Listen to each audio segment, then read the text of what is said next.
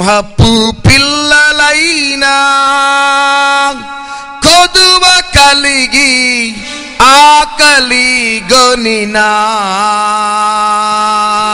సింహపు పిల్లలైనా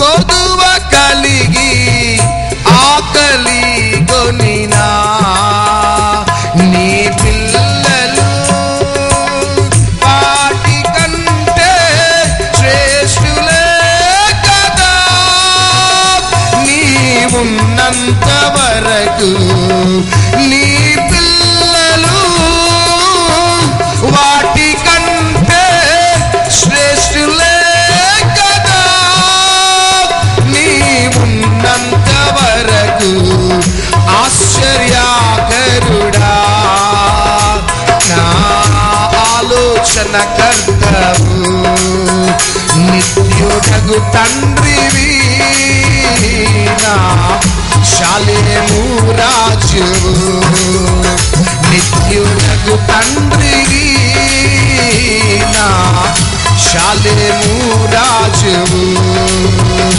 ఆశ్చర్యకరుడా, నా ఆలోచన కర్తవు, ఆశ్చర్యకరుడా, నా ఆలోచన కర్తవు. హల్లెలూయా. హగ్గాయి గ్రంథము 1వ అధ్యాయము 6వ వచనాన్ని దయచేసి చదివి వినిపించాలి. హగ్గాయి గ్రంథం 1వ అధ్యాయం 6వ వచనం. మీ ప్రవర్తనను గూర్చి ఆలోచించుకొనుడి, మీరు విస్తారముగా విత్తినను మీకు కొంచెమే పండెను, మీరు భోజనము చేయుచున్నను ఆకలి తీరకయున్నది, పానము చేయుచున్న దాహము తీరకయున్నది, బట్టలు కప్పుకొనుచున్నను చలి ఆగకున్నది, పనివారు కష్టము చేసి జీవితము సంపాదించుకొనినను జీతము చినిగిపోయిన సంచిలో వేసినట్టుగా ఉన్నది. చాలు. ఈ రాత్రి చాలా ప్రార్థనా పూర్వకంగా పరిశుద్ధాత్మ దేవుడు మనతో మాట్లాడుతుండగా శ్రద్ధగా విందాం. 2012లో లోపించింది ఏంటిది? ఒక కుటుంబంలో సమాధానం కోల్పోవటానికి, శాపము రావటానికి, కన్నీరు తాండవించటానికి 2012లో నువ్వు చేసిన పొరపాటు ఏంటిది? అదే పొరపాటుతో ఒకవేళ క్రొత్త సంవత్సరంలో నువ్వు అడుగు పెట్టినట్లయితే ఈరోజు నీ మనస్సు మార్చుకొని నీవు నూతన పరచబడాలి. ఆమెన్. అప్పుడు దేవుడి క్రొత్త సంవత్సరంలో నిన్ను నీ కుటుంబాన్ని అన్ని కోణాలలో ఆశీర్వదించి దీవించాలని ఆశపడుతున్నాడు. దేవుని యొక్క ప్రజల దగ్గరికి దేవుడు హగ్గాయి ప్రవక్తను పంపించినాడు. ఈ హగ్గాయి ప్రవక్త వెళ్ళి దేవుని యొక్క ప్రజలతో అంటున్న మాట ఏంటిదంటే, ఇదిగో దేవుని యొక్క ప్రజలారా, దేవుని యొక్క బిడ్డలారా, మీరు విస్తారముగా విత్తినను కొంచెమే పండెను, మీరు భోజనము చేయుచున్నను ఆకలి తీరక ఉన్నది, పానము చేయుచున్నను దాహము తీరకుండా ఉన్నది, బట్టలు కట్టుకున్నను చలి ఆగకుండా ఉన్నది, పనివారు కష్టము చేసి జీతము సంపాదించుకొనినను జీతము చినిగిన సంచిలో వేసినట్లు ఉన్నది. ఈ పరిస్థితి లోకంలో ఉన్న ప్రజలలో కలుగుతున్న పరిస్థితి కాదు. దేవుని బిడ్డలంగా ముందుకు సాగుతున్న దేవుని బిడ్డలకి ఎదురవుతున్న పరిస్థితి ఇది. అందుకనే ఈ హగ్గాయి ఏమంటున్నాడంటే, దేవుని బిడ్డలారా, మీ ప్రవర్తన గురించి ఒకసారి ఆలోచించుకుని అంటున్నాడు. దేవుని వాక్యం సెలవిస్తున్నది, ప్రియుడా, నీ ఆత్మ వర్ధిల్లుచున్న ప్రకారం నువ్వు అన్ని విషయాలలో వర్ధిల్లుతూ సౌఖ్యముగా ఉండాలి. మీరు బహుగా ఫలించుట వలన నా తండ్రికి మహిమ కలుగుతుంది. తిమోతి, నీ అభివృద్ధిని అనేకులకి తేటగా కనబడనిమ్ము అంటున్నాడు పౌలు. ఈ భూమి మీద దేవుని బిడ్డలంగా మనం ముందుకు సాగుతూ ఉన్నప్పుడు సంవత్సరాల తరబడి శాపాన్ని అనుభవించడం దేవుని చిత్తం కాదు. సంవత్సరాల తరబడి దీర్ఘకాల వ్యాధులతో నీవు సఫర్ కావటం దేవుని చిత్తం కాదు. సంవత్సరాల తరబడి నీవు అప్పులు తీసుకోవటం, వడ్డీలు కట్టటం, అది దేవుని యొక్క చిత్తము కాదు. నీవు ఏదో రకంగా ఒక మంచి స్థాయిలో దీవించబడి ఉండాలి. గట్టిగా చప్పట్లు కొడదాం. నువ్వు మంచి ఆరోగ్యం కలిగి, ఒకవేళ నువ్వు కోటీశ్వరుడవు కాకపోయినా, లక్షాధికారివి కాకపోయినా, నీ కుటుంబంలో సమృద్ధి అనేది కనబడాలి. అది దేవుని చిత్తం. చాలా మంది నువ్వు యేసయ్యను నమ్ముకుంటే నువ్వు కోటీశ్వరుడు అయిపోతావు, బంగ్లాల మీద బంగ్లాలు కడతావు, వాహనాల వెనకాల వాహనాలు కొంటావు, ఈ విధంగా ఉంటావు అని అనేకులు అంటారు. కానీ దేవుని బిడ్డలంగా అట్లాంటి స్థాయిలో ఒక వ్యక్తి వెళ్తే ఆ వ్యక్తికి డబ్బు దేవుడిగా మారిపోయి దేవుడిని విడిచిపెట్టే సంఘటనలు జరుగుతాయి. కానీ ఈ భూమి మీద క్రీస్తు రక్తంలో కడగబడిన జనాంగం అన్ని కోణాలలో బ్యాలెన్స్డ్ గా ఉంటూ సమృద్ధి కలిగి ఉండాలి. ఆమేన్. అది దేవుని యొక్క చిత్తం.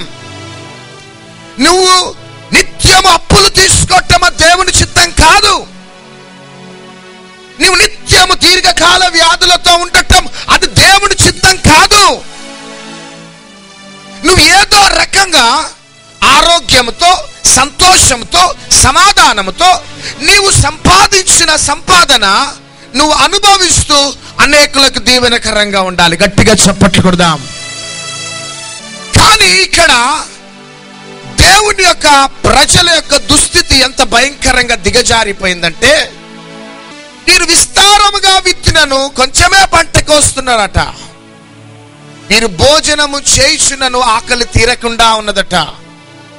అందుకని ఈ హగ్గాయి ఏమంటున్నాడంటే, ప్రజలారా మీ ప్రవర్తనను గురించి ఒకసారి ఆలోచించుకొనుడి అంటున్నాడు. నా ప్రియ సహోదరి సహోదరుడా, ఈ టీవీ ప్రోగ్రాం ఏ దేశంలో ఏ రాష్ట్రంలో నుంచి మాటలు వింటున్నావో నాకైతే తెలియదు. కానీ 2012 నీ వ్యక్తిగత కుటుంబ జీవితం ఏ విధంగా గడిచిపోయిందో, నీ వ్యాపారం, నీ సేవా పరిచర్య ఏ విధంగా గడిచిపోయిందో, కానీ ఈ 2013లో నువ్వు ఎందుకు ఈ టీవీ ప్రోగ్రాం చూస్తున్నావంటే, ఎందుకు ఈ మందిర ఆవరణంలో అడుగు పెట్టినావంటే, ఈ రాత్రి నా దేవుడు నిన్ను దీవించబోతున్నాడు. చప్పట్లు కొడదాం. నువ్వు నమ్మినా నమ్మకపోయినా ఈ రాత్రి ఈ వర్తమానము విను. నువ్వు ఎక్కడ ఉన్నా సరే అక్కడ నీ హృదయంపై చేతులు పెట్టుకొని నీ జీవితాన్ని క్రీస్తుకు సమర్పించుకో. I challenge you everybody. 2012 ఎట్లా గడిచిపోయిందో, కానీ 2013లో నిన్ను, నీ కుటుంబాన్ని నా యేసయ్య ఆశీర్వదించబోతున్నాడు. హల్లెలూయా, హల్లెలూయా. ఎందుకు ఇంత భయంకరమైన స్థితి దేవుని ప్రజలకి కలుగుతూ ఉన్నది? కారణం ఏంటిది అంటే, 1వ అధ్యాయం 4వ వచనం చదవండి. ఈ మందిరము పాడైయుండగా, ఈ మందిరము పాడైయుండగా మీరు సరంబి వేసిన ఇండ్లలో నివసించుటకు ఇది సమయమా? చాలు. ఈ భయంకరమైన 6వ వచనంలో ఈ భయంకరమైన దుస్థితి దేవుని ప్రజలకి కలగటానికి కారణం ఏంటిదంటే, మందిరము పాడైపోయి ఉన్నదట. మందిరము పాడైపోయి ఉండటమును బట్టి 6వ వచనంలో శాపం అనేది ఒక వ్యక్తిలో రావటం మనం చూస్తున్నాం. అంటే 6వ వచనంలో దేవుని యొక్క దీవెనలు ఒకవేళ ఉంటే, 4వ వచనంలో మందిరం యొక్క స్థితి ఆశీర్వాదకరంగా ఉన్నదని మనం తెలుసుకోవాలి. కానీ 6వ వచనంలో శాపమును, కన్నీరును, వేదనను ప్రజలు అనుభవించడానికి కారణం 4వ వచనంలో మందిరము పాడైపోయిన స్థితిలో ఉన్నది. నా ప్రియ సహోదరుడా, నా ప్రియ సహోదరి, నీ దీవెనల కోసం, నీ ఆశీర్వాదాల కోసం నువ్వు ఎక్కడెక్కడికి పరిగెత్తుతున్నావో నాకైతే తెలియదు. ఈ మీటింగ్స్ అంటే ఇక్కడికి వస్తున్నావు, ఆ మీటింగ్స్ అంటే అక్కడికి వెళ్తున్నావు. ఆ టీవీ ప్రోగ్రామ్, ఈ టీవీ ప్రోగ్రామ్, ఆ దైవజనుడు, ఈ దైవజనుడు, ఆ ప్రేయర్ టవర్, ఈ ప్రేయర్ టవర్ అని సంవత్సరాల తరబడి పరిగెత్తుతూ ఉన్నావేమో, కానీ నీ శాపము నీ కుటుంబంలో నిర్మూలము కావటానికి ఒకటే ఒకటి మందు, నీ మందిరము కట్టబడాల. గట్టిగా చప్పట్లు కొడదాం. నీ మందిరము కట్టబడే అంతవరకు నీవు నీ కుటుంబం శాపాన్ని అనుభవిస్తారు. నీవు నీ మందిరాన్ని కట్టుకున్న తర్వాతనే, అప్పుడు నువ్వు అడగక ముందే దేవుని యొక్క దీవెనలు పరిగెత్తుకుంటూ వస్తాయి. మీరు అనుకుంటున్నారు, అరే నా మందిరము చాలా బాగున్నది కదా, ఇంకా ఆయా స్థలాలలో మా మందిరాలు బాగానే ఉన్నాయి కదా అని మీరు ఆలోచిస్తున్నారేమో, కానీ ఈ క్రొత్త నిబంధనలో కొరింథీయులకు రాసిన మొదటి పత్రిక 3వ అధ్యాయం 16వ వచనం, మీరు దేవుని ఆలయమై ఉన్నారనియు, మీరు దేవుని ఆలయమై ఉన్నారనియు, దేవుని ఆత్మ మీలో నివసించుచున్నాడనియు మీరెరుగరా? ఎవడైనను దేవుని ఆలయమును పాడు చేసిన యెడల దేవుడు వానిని పాడు చేయును. 6వ అధ్యాయం 19వ వచనం, మీ దేహము దేవుని వలన మీకు అనుగ్రహింపబడి మీలోనున్న పరిశుద్ధాత్మకు ఆలయమై ఉన్నదని మీరు ఎరుగరా? మీరు మీ సొత్తు కారు, విలువ పెట్టి కొనబడిన వారు గనుక మీ దేహముతో దేవునిని మహిమపరచుడి. గట్టిగా చప్పట్లు కొడదాం.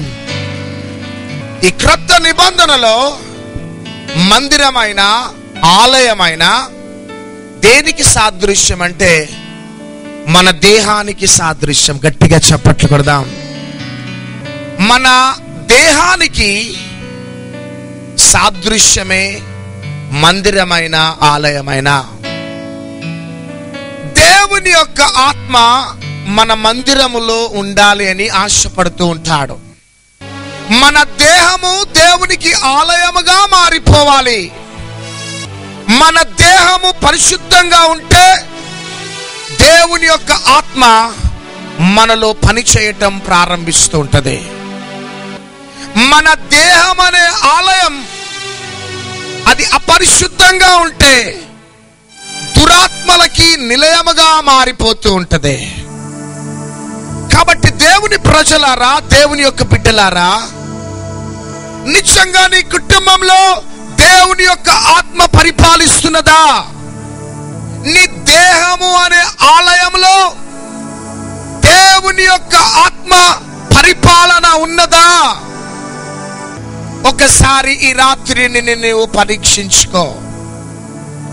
సంవత్సరాలు గడిచిపోతున్నాయి, నెలలు గడిచిపోతున్నాయి, ఎన్నో ఎన్నో వాగ్దానాలు సార్వత్రిక సంఘం తీసుకుంటూ ఉన్నది. కానీ ఈ రోజు దాకా ఒక వాగ్దానము కూడా వారి జీవితాలలో నెరవేర్పులోకి రాని స్థితిలో ఉంటున్నారు సార్వత్రిక సంఘం. కారణం ఏంటిదంటే, మందిరానికి వెళ్తున్నావు, ప్రార్థన చేస్తున్నావు, ప్రార్థన చేపించుకుంటున్నావు, కానీ నీ దేహము అనే ఆలయం దేవునికి నిలయముగా లేకపోవటమును బట్టి ఈ రోజు దాకా నువ్వు విస్తారముగా విత్తినను పంట కోయలేకపోతున్నావు. భోజనము చేయుచుండను నీకు ఆకలి తీరకుండా ఉన్నది. తెలియని భయము, ఆందోళన, ఎటు వెళ్ళాలో నీకు అర్థం కావట్లే. అయ్యో, అందరూ దీవించబడుతున్నారు, ఆశీర్వదించబడుతున్నారే, ఎన్ని సంవత్సరాలు నేను, నా పిల్లలు, నా కుటుంబం ఈ శాపాన్ని అనుభవించాలి అని నువ్వు ఆలోచిస్తున్నావేమో సహోదరుడా, సహోదరి. కానీ దేవునికి పక్షపాతం లేదు. దేవుడు అందరినీ దీవించే దేవుడు. గట్టిగా చప్పట్లు కొడదాం. ఆయన ఎప్పుడు దీవిస్తాడు అంటే, రోమీలకు రాసిన పత్రిక 12వ అధ్యాయం 1వ వచనం నుంచి దయచేసి చదవాలి ప్లీజ్. కాబట్టి సహోదరులారా, పరిశుద్ధమును దేవునికి అనుకూలమునైన సజీవ యాగముగా మీ శరీరములను ఆయనకు సమర్పించుకోడని. సజీవ యాగముగా మీ యొక్క ఆలయాలని, మీ మందిరాలని, మీ శరీరాన్ని ఆయనకు సమర్పించుకొనుడి. సమర్పించుకొనుడని దేవుని వాత్సల్యమును బట్టి మిమ్మల్ని బతిమాలు కొనుచున్నాను. ఇట్టి సేవ మీకు యుక్తమైనది. మీరు ఈ లోక మర్యాదను అనుసరింపక ఉత్తమమును అనుకూలమును సంపూర్ణమునై ఉన్న దేవుని చిత్తమేదో పరీక్షించి తెలుసుకున్నట్లు మీ మనస్సు మారి నూతనమగుట వలన రూపాంతరము పొందుడి. గట్టిగా చప్పట్లు కొడదాం. మీరు ఈ లోక మర్యాదను అనుసరింపక, చాలా మంది క్రైస్తవులు లోకాన్ని విడిచిపెట్టి క్రీస్తుని అంగీకరించిన తర్వాత కూడా లోక మర్యాదలు, లోక సాంప్రదాయాలు, పద్ధతులను, ఆచారాలని విడిచిపెట్టలేని స్థితిలో క్రైస్తవులుగా ముందుకు సాగుతున్న అనేకులు ఉంటూ ఉన్నారు. కానీ నా ప్రియ సహోదరి సహోదరుడా, నీవు నీ శరీరాన్ని దేవునికి సజీవ యాగముగా సమర్పించుకున్నావు అంటానికి నిదర్శనం, నీవు లోక మర్యాదని నువ్వు అనుసరించకుండా ఉత్తమమైనది, అనుకూలమైనది, దేవుని యొక్క చిత్తానుసారంగా నువ్వు ముందుకు సాగిపోతూ ఉంటావు. హల్లెలూయా.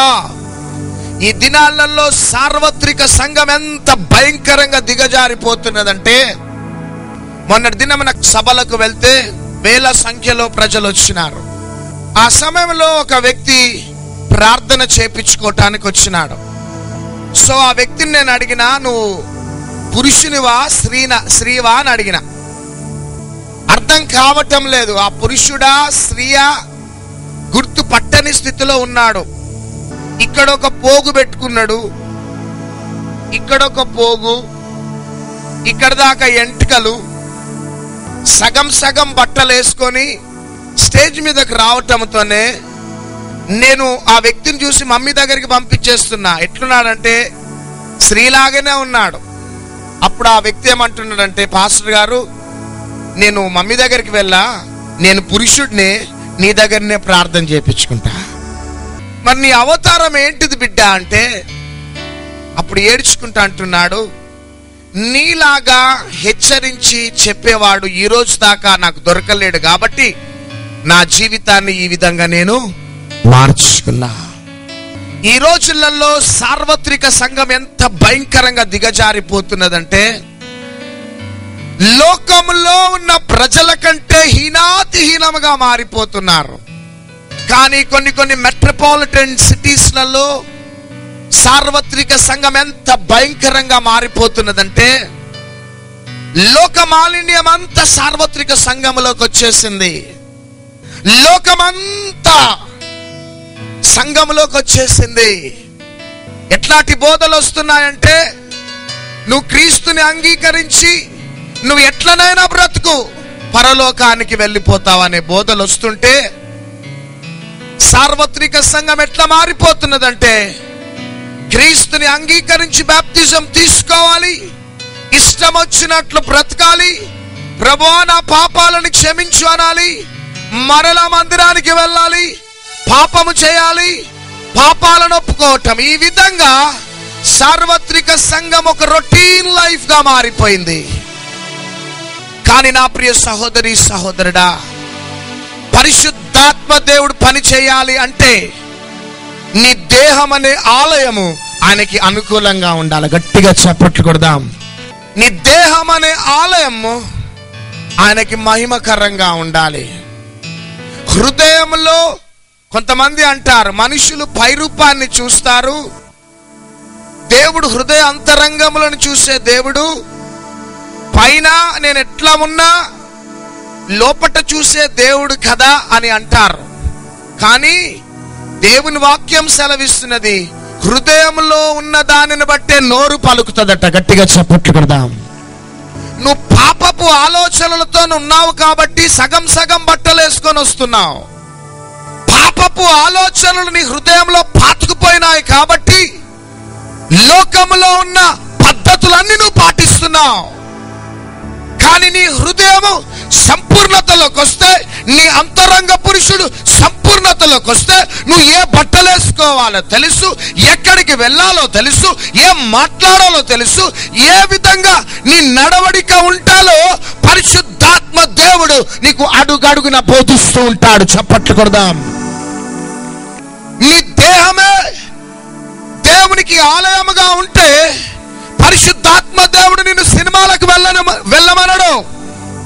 నీ దేహమే పరిశుద్ధాత్మ దేవునికి ఆలయముగా ఉంటే పరిశుద్ధాత్మ దేవుడు సీరియల్స్ లో నుంచి నీతో మాట్లాడడు.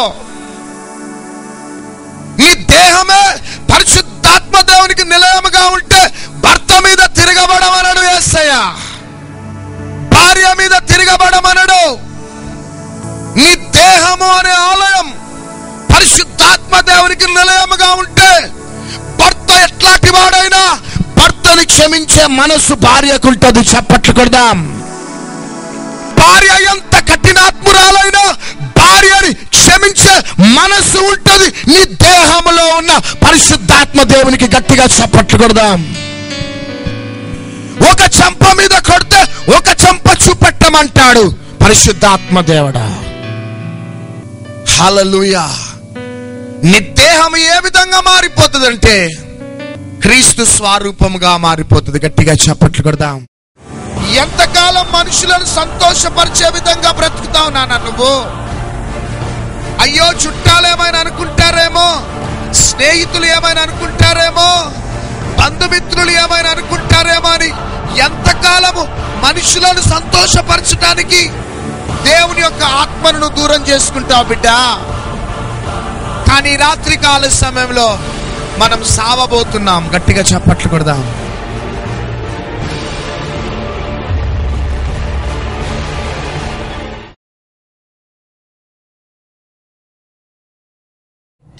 యేసుక్రీస్తు ప్రభువా, నీవు లోక రక్షకుడవని నేను నమ్ముచున్నాను.